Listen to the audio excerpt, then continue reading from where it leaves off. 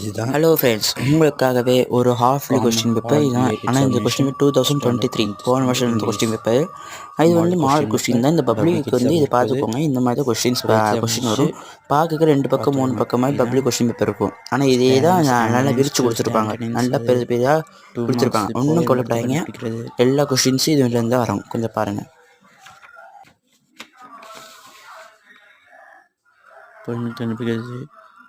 Grammar, road map, இது வந்து 4 முக்கியம். நீங்கள் என்ன பண்ணீங்க, ப்ரோஸ் பேராகிராஃபில் மட்டும் 5 மட்டும் படிச்சுக்கோங்க. மீதி 2 விட்டுருங்க. ஏன்னா 5 படிச்சிங்கன்னா இதில் கேட்குற 4, மீதி 2 6 7 அதுலேருந்து கேட்பாங்க. மீதி 2 இதுலேருந்து கேட்டோம், 1லேருந்து 5 பேராகிராஃபை தான் கேட்கணும். இப்போ இந்த 4 படிச்சுக்கோங்க. ஏன்னா 5 யூனிட்டுக்கான ப்ரோஸ் பேராகிராஃப் வச்சுக்கோங்க. போயம் பேராகிராஃப் பொறுத்த வரைக்கும் 1லேருந்து 7 யூனிட் ஃபுல்லாக படிச்சுதான் போயம் பேராகிராஃப். ஏன்னா இதில் பேராகிராஃப் 2 கொடுப்பாங்க. அது ரொம்ப முக்கியமானது இருக்குது, ரொம்ப இதுவும் இருக்குது. சரிங்களா? அதனால் போயம் பேராகிராஃப் முன்னிட்டு எல்லாத்தையும் படிச்சுதாகணும்.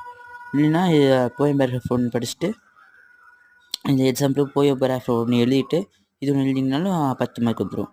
அடுத்தது பேராகிராஃப், அடுத்தது இது கொடுப்பாங்க, answer the one of the questions. இது வந்து 2 கொடுப்பாங்க, இல்லை 2ல் 1 எழுதணும். 38 கொஸ்டின் பாருங்கள். 38 கொஸ்டின் கொடுத்துருவாங்க. இதில் கொஸ்டின் ஷைனிங் இருக்கா, நான் குறிச்சு வச்சுக்கேன்.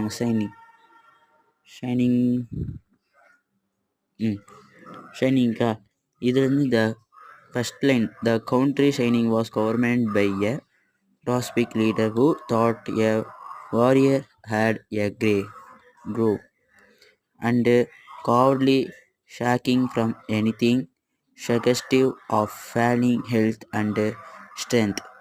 இது வந்து இது வரைக்கும் ஒன்றா கேள்வி. சரிங்களா?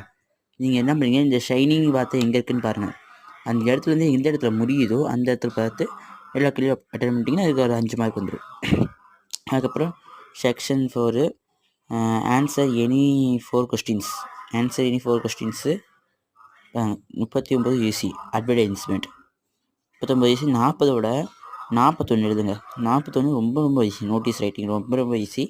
இதோடு இது ரொம்ப ஈஸி. இதுக்குள்ளே லைட்டாக குழப்பம், இது ரொம்ப ஈஸி.